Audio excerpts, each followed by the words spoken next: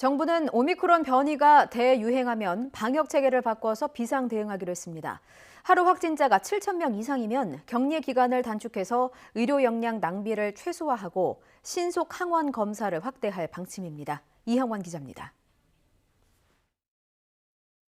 오미크론 확산으로 확진자가 급증하면 기존 대비에서 대응 단계로 넘어가게 됩니다.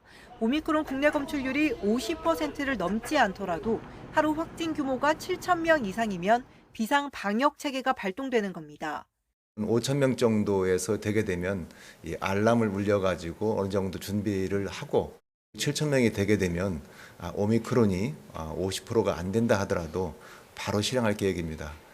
이렇게 되면 고위험군 중심의 빠르고 유연한 대응 기조로 방역 패러다임이 바뀝니다.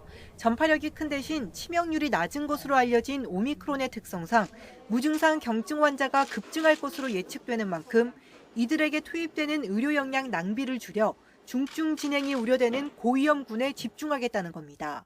오미크론의 특성과 사회 경제 인력 유지를 고려하여 확진 후 격리 기간을 10일에서 7일로 단축하겠습니다. 또 PCR 진단검사도 우선순위를 따져 진행하기로 했습니다. 환자 증가로 PCR 검사 하루 역량인 85만 건을 넘어서면 65살 이상 고령자 등 고위험군과 역학적 관련자, 감염 취약시설 종사자 등을 우선 검사합니다.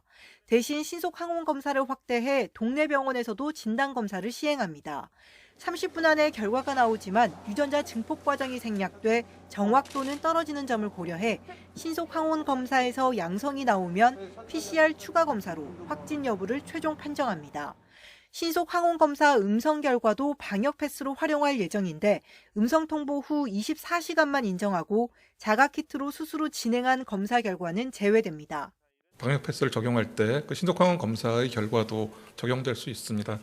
어느 정도의 본인 부담이 생길지 아니면 어떤 다른 결과가 있을지는 지금 논의 중인 상황이기 때문에 재택 환자 관리나 경증 환자 진료는 앞으로 동네 의원급 의료기관도 맡게 됩니다.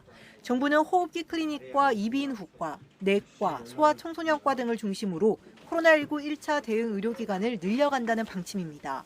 YTN 이영훈입니다.